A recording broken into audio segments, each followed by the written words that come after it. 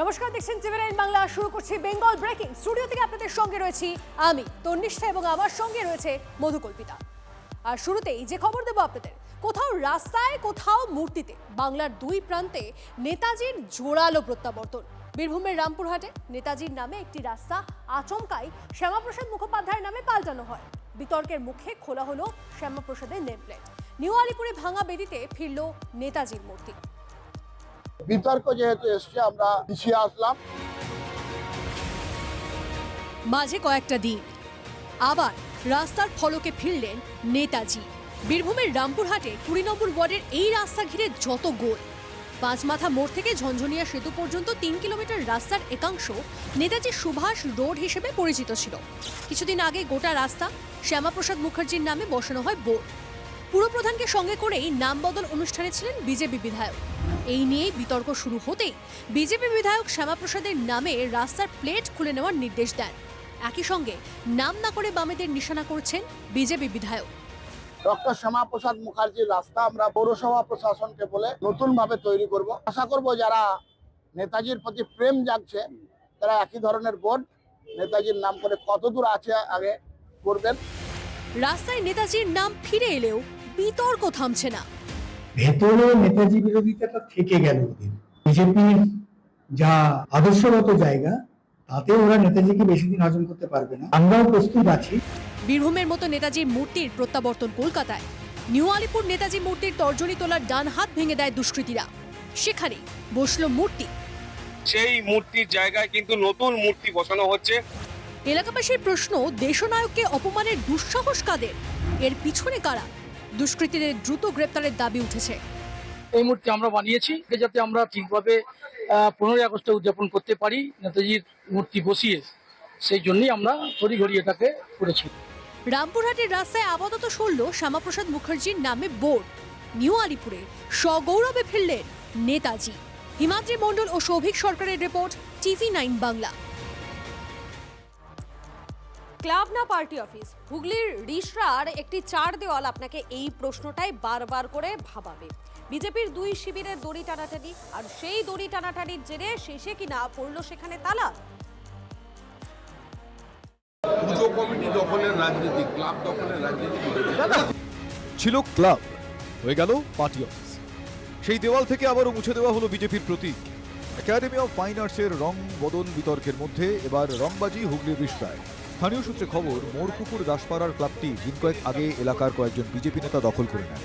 ক্লাবের দেওয়ালে আঁকা হয় পদ্মফুল। শুক্রবার পদ্ম শিবিরের আরেক অংশ এসে বিজেপির প্রতীক মুছে দেয়। ততক্ষণে চলে আসে প্রথম শিবিরের লোকজন। ঝামেলা বেঁধে যায়।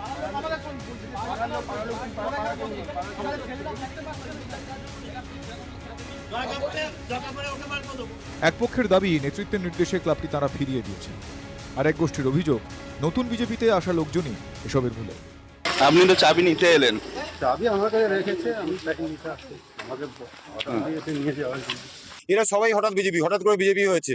তো এরা আজকে দেখুন এটা মুছলো কেন? বিজেপি সিম্বলের প্রতি মায়া দেওয়া নেই তো। আজকে রোহিত বলে ছেলেটি মোছালো যে, দেখুন এটা কোথায় কোথায় কোথায় পার্টি অফিস লেখা আছে। দুই গোষ্ঠীর কাজিয়ায় ক্লাবে তালা পড়ে গিয়েছে। এলাকার বিজেপি বিধায়ক তথা মন্ত্রীর সাফ কথা, নেতৃত্বের সিদ্ধান্তই শেষ কথা। পার্টির তরফ থেকে এরকম নির্দেশ আছে যে কোনো ক্লাব বা কোনো অফিস আমরা দখল করবো না। ভদ্রতা দেখিয়ে তারা তাদের কাজ করেছে, গিয়ে বলেছে হ্যাঁ আমরা ফিরিয়ে দেবো, আপনারা থাকুন। যদি ওরা মত দেয় কখনো, তাহলে নিশ্চয়ই সেটা হবে। যারা 4 তারিখের পরে বিজেপি, তারা বিজেপিটাকে দখল নিয়ে নিয়েছে, তাই এই অবস্থা। কোথাও ভাঙচুর হচ্ছে, কোথাও ক্লাব দখল হচ্ছে। ক্লাব দখল হচ্ছে, আবার ফিরিয়েও দেওয়া হচ্ছে। এই টানাপোড়েনে ক্লাব কর্তারা উভয় সংকটে। পাছে যদি কেউ চটে যান, তার জন্য চুপচাপ সব হজম করতে হচ্ছে। হুগলি থেকে আশিক ইনসানের রিপোর্ট, টিভি9 বাংলা। মুখের ভাত, মাথার উপর ছাদ, মানুষের ন্যূনতম চাহিদা তো এইটুকুই। কিন্তু সেটা পেতেও যদি যুদ্ধ করতে হয়, তাহলে কোথায় যাবে আমজনতা? পাকা ছাদ আজও স্বপ্ন গোঘাটের দেওয়ান চকগ্রামে। আবাসের নামে জুটেছে শুধু আশ্বাস, সেটুকুই প্রাপ্তি। আমি রান্না করে এটা মাথায় উপরে জল পড়বে, রাঁধতেও পারিনি। বাড়ি পাননি? বাড়ি কিছুই পাইনি। তো আমরা ভাঙাপুরো বাড়ি 11 জন থাকি।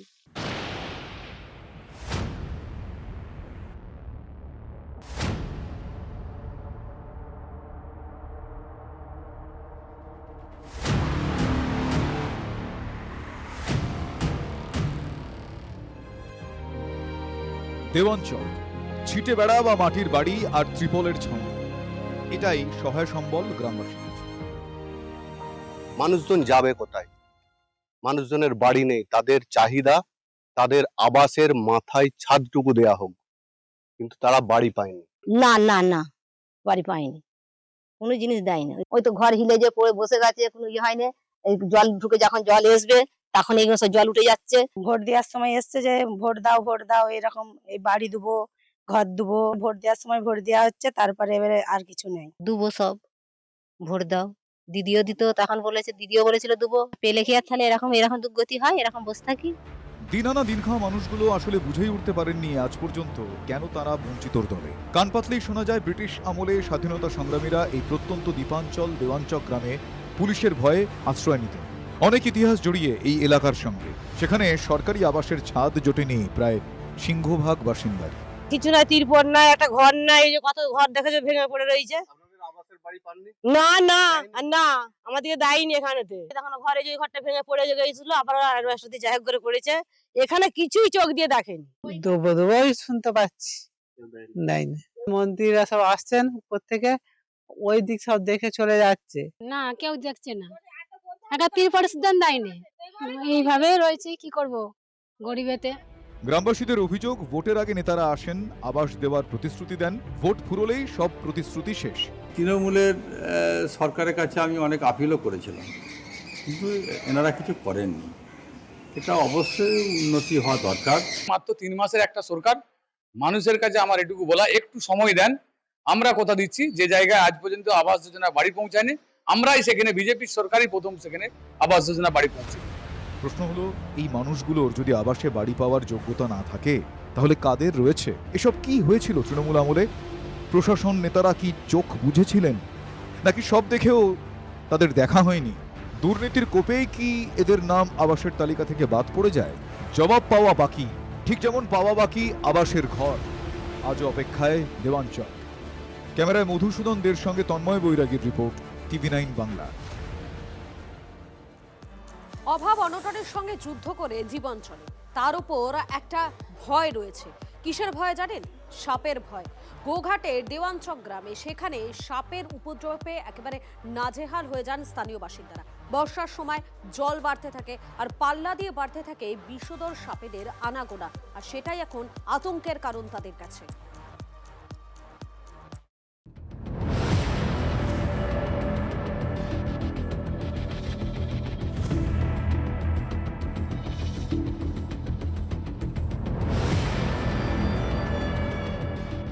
গ্রামবাসীদের অভিযোগ, এলাকায় সাপের আড়ত।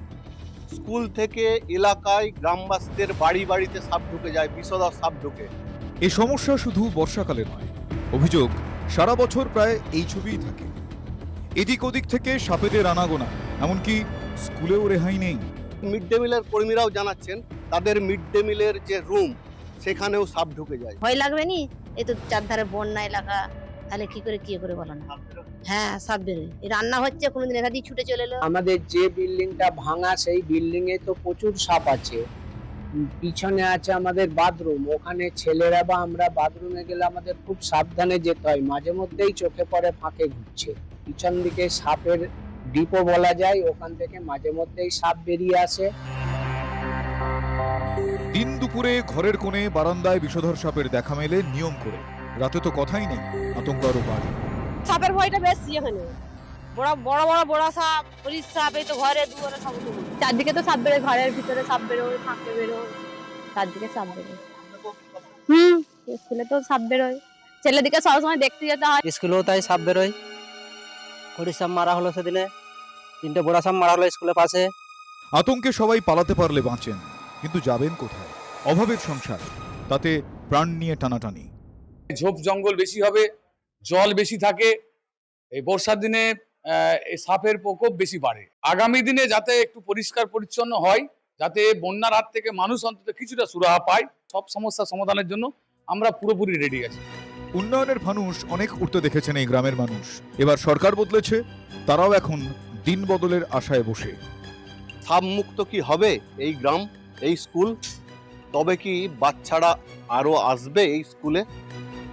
প্রশ্ন উঠেছে।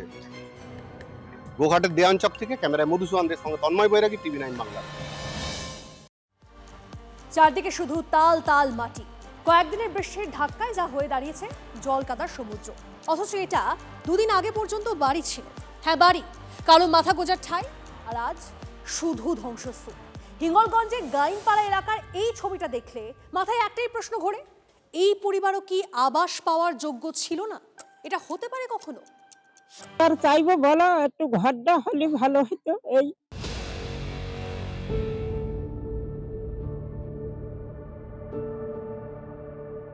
আনোরা বিবির ঘরে বিপদ কিন্তু বলে কই এসেছিল। কতদিন ধরে মাটির বাড়িতে কোনো রকমে মাথা গুঁজে যুদ্ধ চালিয়েছেন, কিন্তু এই বর্ষায় সব শেষ। ঘর জ্বলে গেছে, অসহায় অবস্থা।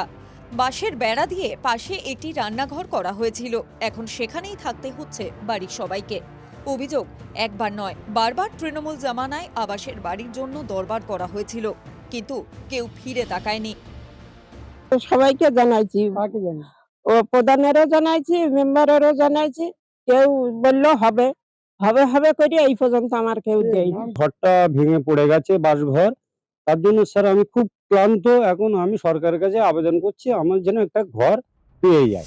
ঘর চাই, ঘর, মাথা গোঁজার পাকাপোক্ত একটু জায়গা, তাহলেই হাতে বোধহয় তাজমহল পেয়ে যাবে এই পরিবার। পালা বদলের পর এখন নতুন করে আশায় বুক বেঁধেছেন এরা। আমাদের মাননীয় MLA ম্যাডামকে সাথে আলোচনা করে যাতে তাড়াতাড়ি যারা ঘর পায় সেই আমরা ব্যবস্থা করছি। আশ্বাস মিলেছে, বাস্তবে কবে কাজের কাজটা হয় এখন সেই দিনের অপেক্ষা। নূর আলমের রিপোর্ট, TV9 বাংলা। প্রান্তের রাস্তার বেহাল দশা আপনাদেরকে দেখিয়েছি, ঠিক এমনই একটা ছবি আপনাদেরকে দেখাবো। আলিপুরদুয়ারের ডিমডিমা থেকে জয়বীর পাড়া পর্যন্ত রাস্তা বারবার স্থানীয় প্রশাসনকে তৎকালীন সময় বলা হয়েছিল, কিন্তু কোনো রকম কোনো উদ্যোগ নেওয়া হয়নি বলে অভিযোগ করছেন স্থানীয় বাসিন্দারা। দেখুন একবার।